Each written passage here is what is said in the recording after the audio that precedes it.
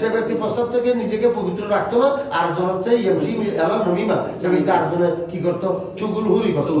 এটা হযরত আবু হুরায়রা রাদিয়াল্লাহু আনহু হাদিস। এটা আবার ইবনে মাজার মধ্যে আছে কি, ফাইন আম্মাতা আযাবিল কবর মিনহু, কারণ এই প্রস্রাবের শিক্ষার কারণেই অনেক আযাব হয়। তাহলে মানুষের প্রস্রাব যেখানে নাপাক, তো মানুষ থেকে আরো নিকৃষ্ট না জানো? তাহলে মানুষের প্রস্রাব নাপাক হলে ওঠের গরুর ছাগলের প্রস্রাব পাক হবে কেমনে?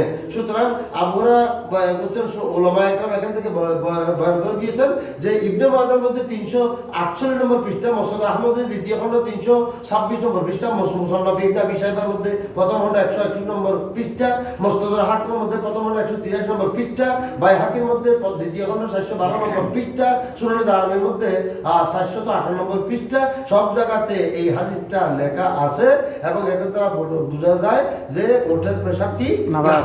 আবার গোবর এবং পায়খানা এটা যে নাপাক, এই ব্যাপারে তো হাদিস আছে।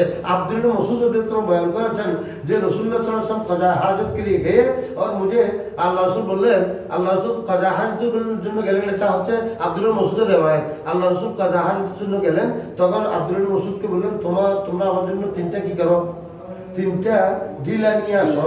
সে খবরদার গোবর আনিও না। কি আনিও না? গোবর আনিও না। তাহলে আল্লাহ রসুল প্রস্রাব থেকে ডিলা করার জন্য গোবর আনতে মানা করছেন। বুঝা গেল গোবর দিয়ে ডিলা করা যাবে না, নাপাক যে সেই কারণে। কিসের জন্য? নাপাক সেই কারণে। এটা বুখারী শরীফ 156 নম্বর পৃষ্ঠা, তিরমিজিতে 17 এবং মুসনাদে আহমদ মধ্যে প্রথম খণ্ড 388 নম্বর পৃষ্ঠাতে গোবর যে নাপাক এই হাদিসটা রিওয়ায়াত আছে। আবু হুরায়রা থেকে আসছে, আব্দুল্লাহ মাসউদ থেকেও সেই হাদিসটা আসছে। বুঝা গেল?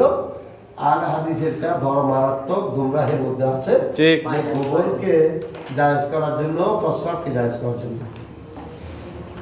আচ্ছা দেখো, আর